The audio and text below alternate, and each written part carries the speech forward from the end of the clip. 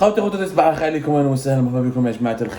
vous allez bien, j'espère que vous vous portez bien, j'espère que vous vous êtes bien réveillés, j'espère que vous avez bien commencé cette journée du 27 juin 2023. Nous sommes à la veille de la célébration de l'Aïd al-Adha du 28 juin 2023, demain Inch'Allah, que nous allons célébrer en Algérie dans des conditions très spéciales, pas énormément joyeuses à cause de la répression politique, le nombre toujours croissant des détenus politiques et notamment aussi à cause de la détérioration des conditions socio-économiques qui affligent la population algérienne et qui lui inflige beaucoup de pauvreté et de misère sociale.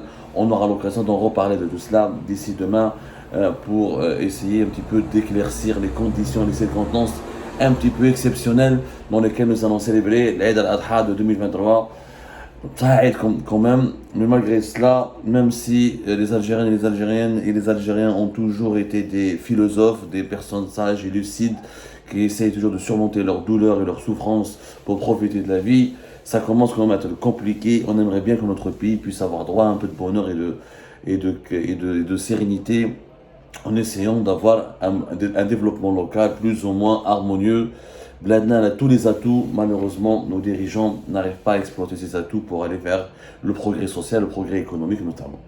Alors, elle a un sujet qui a été censuré en Algérie et dont personne ne parle. Nous allons parler des relations entre l'Algérie et l'Allemagne. L'Allemagne, elle bénéficie d'une très belle image en Algérie.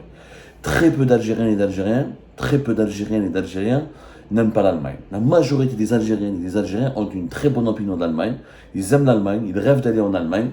Et contrairement à la France, à cause de ce passé colonial, à cause du racisme anti-algérien en France, du sentiment d'islamophobie, des relations historiques et psychologiquement compliquées avec la France, l'Allemagne, elle jouit d'une très belle image, d'une très belle réputation en Algérie.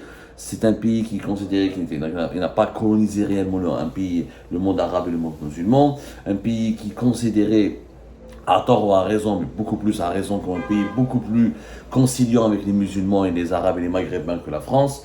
Et c'est la puissance allemande, le made in Germany, la technologie allemande, la civilisation allemande fascine beaucoup les Algériens et les Algériens. Abdelmadjid Tebboune a aussi de très bonnes relations depuis l'arrivée d'Abdelmadjid Tebboune au pouvoir. Abdelmadjid Tebboune a une très bonne relation avec l'Allemagne. La preuve, il n'est pas parti se soigner en France, il a décidé d'aller se soigner en Allemagne lorsqu'il était malade, lorsqu'il a failli mourir lors de l'infection, lorsqu'il a chopé les formes les plus graves du coronavirus Covid-19, fin septembre 2020. Il a été exfiltré, il a été transféré médicalement dans un grand hôpital allemand, d'abord dans une clinique spécialisée à Cologne, rappelez-vous, ensuite dans un hôpital de prestige à Berlin. D'ailleurs, c'est la médecine allemande, c'est les médecins allemands, c'est la technologie allemande qui lui a sauvé la vie. Et s'il était resté en Algérie, il aurait passé à la trappe, il serait mort. Il a été secouru en extrême urgence par les médecins allemands, par une prise en charge médicale très approfondie en Allemagne, de fin septembre 2020, fin septembre, début octobre 2020, fin septembre plus exactement 2020, jusqu'à fin février 2021. Une longue période durant laquelle Abdelmadjid Tebboune a pu se rétablir et se soigner, et pu retrouver sa santé. Et c'est grâce à l'Allemagne, d'ailleurs, il y a des médecins allemands qui l'ont suivi jusqu'à 2022. Ils sont venus souvent à Alger pour faire un suivi, un check-out, un checkpoint, pour checker un petit peu, un bilan médical, etc. Et il a toujours gardé une très bonne opinion de l'Allemagne. Malheureusement, les relations commencent à se détériorer. Voilà, oui, je dis bien, contrairement à ce que prétendent les autorités algériennes. La dernière visite du ministre des Affaires étrangères algérien le 22 juin, c'était le jeudi 22 juin dernier en Allemagne, alors que tu ouvres le compte rendu de la presse algérienne qui s'est basé sur le communiqué du ministère algérien des Affaires étrangères et sur les informations qui ont été diffusées par l'APS, l'agence de presse gouvernementale algérienne. Ils ont fait croire aux Algériennes et aux Algériens que la visite du ministre des Affaires, du patron, du chef de la diplomatie algérienne à Berlin, elle s'était bien déroulée, qu'il a rencontré des hauts responsables allemands, maintenant son homologue, la ministre des Affaires étrangères allemande, parce qu'en Allemagne, la ministre des Affaires étrangères, c'est une femme, elle s'appelle Annalena Baerbock, et qui trouve le compte rendu de la presse algérienne publique et les sources officielles et autorisées du gouvernement algérien. Il parle de dynamique des relations bilatérales dans tous les secteurs, convergence de vues, que contribuer, l'Algérie et l'Allemagne veulent contribuer avec leurs efforts internationaux, aux efforts internationaux qui visent à favoriser une solution pacifique qui mettra un terme au conflit en Ukraine et permettra de remédier à ses conséquences et ses retombées. On parle de sécurité énergétique, de projets de coopération bilatérale, que l'Algérie est une amie à l'Allemagne, que l'Allemagne est une amie à l'Algérie. Tout ça, malheureusement, c'est une partie de la vérité, mais ce n'est pas toute la vérité, parce que lors de la visite, lors de l'arrivée, dès son arrivée en Allemagne, Ahmed Attaf a été sermonné par les autorités allemandes. Les autorités allemandes ont exprimé clairement leur colère vis-à-vis de la politique d'Abdelmajid Tebboune menée à l'égard de la Russie. L'Allemagne, qui a soigné Abdelmajid Tebboune et qui lui a sauvé la vie, parce que n'a jamais apprécié, il ne l'apprécie pas du tout, l'alliance stratégique conclue par le régime Tebboune avec la Russie de Vladimir Poutine. Il n'a pas du tout apprécié les déclarations d'Abdelmajid Tebboune à Moscou et à Saint-Pétersbourg, des déclarations élogieuses, déclarations dithyrambiques. Oui, et là, je vous le rappelle que quand même, Abdelmajid Tebboune est le seul président au monde, pour le moment, qui a qualifié Vladimir Poutine d'ami de l'humanité. Ami de l'humanité, un homme sage, il cherche que la paix, un grand leader. Revoyez les déclarations d'amour, c'est-à-dire même la fiancée ou la femme ou la maîtresse de Poutine n'a pas fait autant d'éloges, ne lui a pas fait autant d'éloges et de louanges par rapport aux propos mielleux, si on les compare aux propos mielleux du président algérien Abdelmajid Tebboune. Et là, la diplomatie allemande, elle a été très stricte. Ça n'a pas été rapporté par la presse algérienne, ni par la PS, ni par le ministère algérien des Affaires étrangères. La ministre allemande des Affaires étrangères, Annalena Baerbock, elle a sermonné l'Algérie, elle a demandé à Ahmed Attaf, aux autorités algériennes, de cesser de considérer la Russie comme l'ami de l'humanité, ou Vladimir Poutine comme l'ami de l'humanité, et elle a demandé à ce que l'Algérie considère et désigne la Russie comme l'agresseur dans la guerre avec l'Ukraine. C'est clair. La ministre allemande, dans le compte rendu des agences de presse allemandes, rapporte précisément que la ministre des Affaires étrangères allemande, Annalena Baerbock, a déclaré que l'Algérie devrait désigner clairement la Russie comme l'agresseur dans la guerre avec l'Ukraine.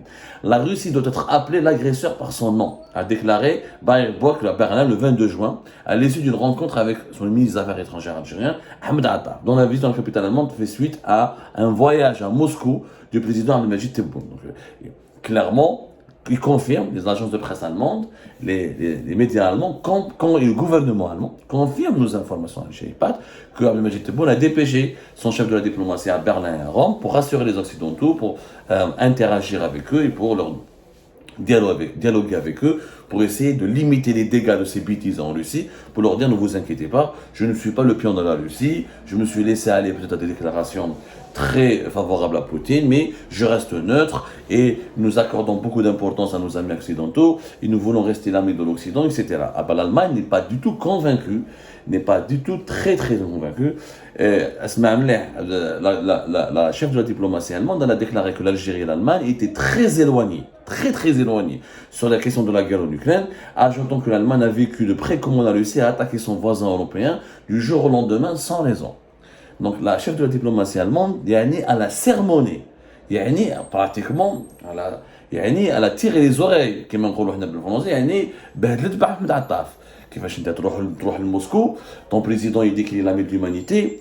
Poutine, il a été soutenu par Abdelmajid Tebboune. Abdelmajid Tebboune, il a cautionné l'agression russe contre l'Ukraine. Aucun président dans l'histoire du monde, dans l'histoire de l'Algérie indépendante, n'a cautionné l'invasion d'un pays par un autre ou l'agression d'un pays par un autre. Jamais la diplomatie algérienne qui avait comme dogme, comme principe la non-ingérence, la neutralité face aux conflits internationaux, mais surtout la défense du droit international et de l'intégrité territoriale des pays. Ça, c'était le dogme de la diplomatie algérienne. Et on va parler d'un autre sujet qui concerne l'Algérie, dans un autre, parce qu'Ahmed Attaf, il est parti ensuite en Serbie. Et comme toujours, comme ce qui s'est passé à Berlin, on n'a pas raconté toute la vérité sur les enjeux et le déroulement de cette visite et ce qui a été dit pendant cette visite. L'Allemagne a sermonné. L'Allemagne a exprimé sa colère, elle a exprimé sa déception, et elle s'est démarquée de l'Algérie, elle a exprimé qu'il y a des désaccords avec l'Algérie. L'Allemagne n'est pas d'accord avec l'Algérie. Et pourtant, c'est la plus grande puissance économique en Europe, c'est parmi les 3 ou 4 pays les plus riches du monde, c'est un investisseur important pour l'Algérie, c'est un partenaire économique et politique important pour l'Algérie.